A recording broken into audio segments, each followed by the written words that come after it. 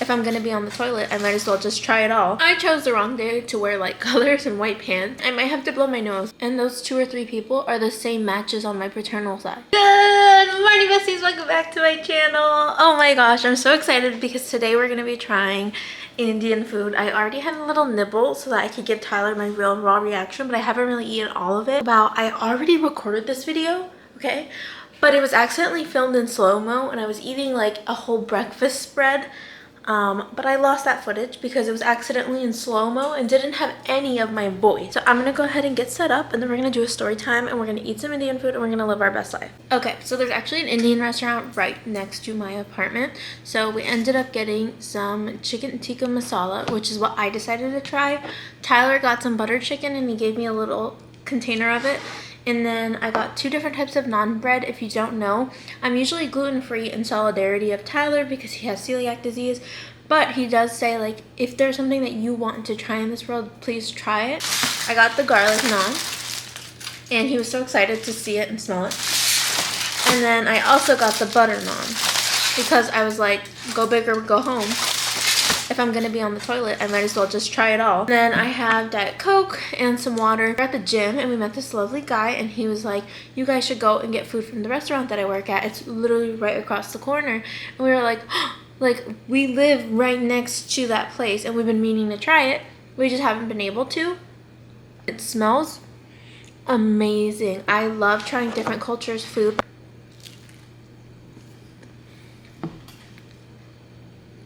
As you guys know, I talk a lot, especially about being Hispanic on my channel.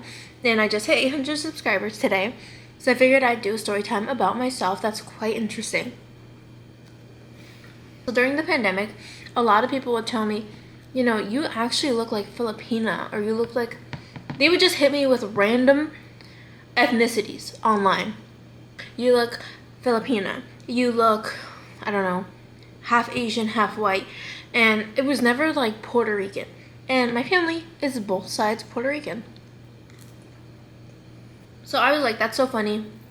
I know both my parents are my parents. I look just like them, just like mixed together. I actually look more like my mom now that I'm growing up. But my mother also gets the same exact thing.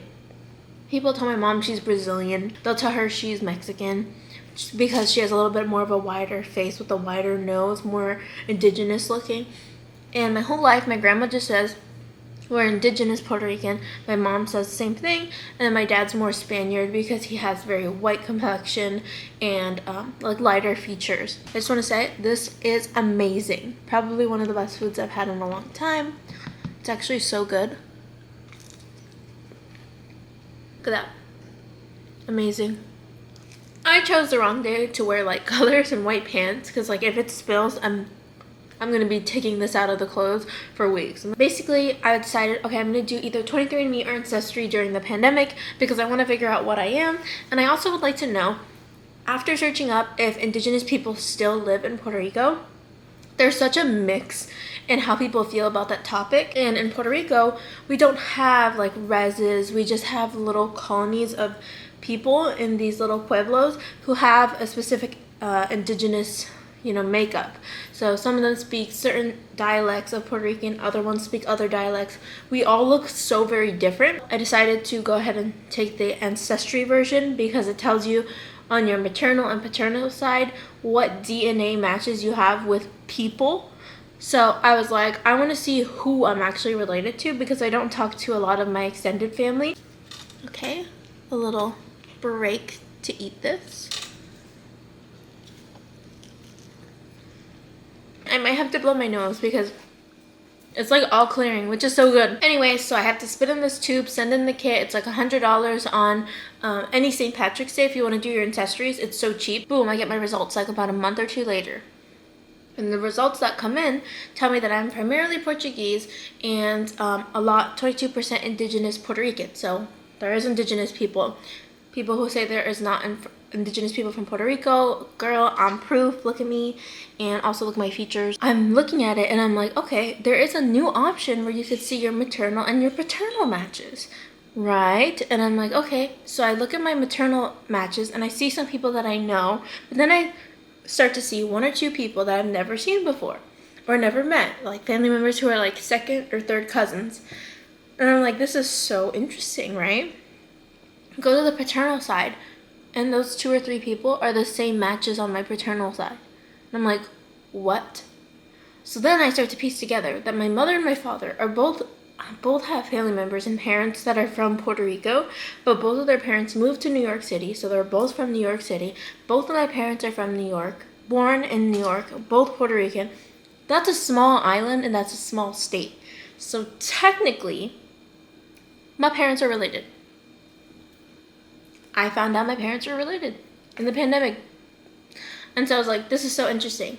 So there's actually a website where I can load my Ancestry data into to find out how close of a match they are, but I was able to use the maternal and paternal feature to find out that they're like 3rd or 4th cousins. I don't know if it's like once removed, twice removed. That's when you're getting a little crazy that I would need to plug in the data into somewhere to actually see that. Yeah, I just want to tell you guys how my parents are related.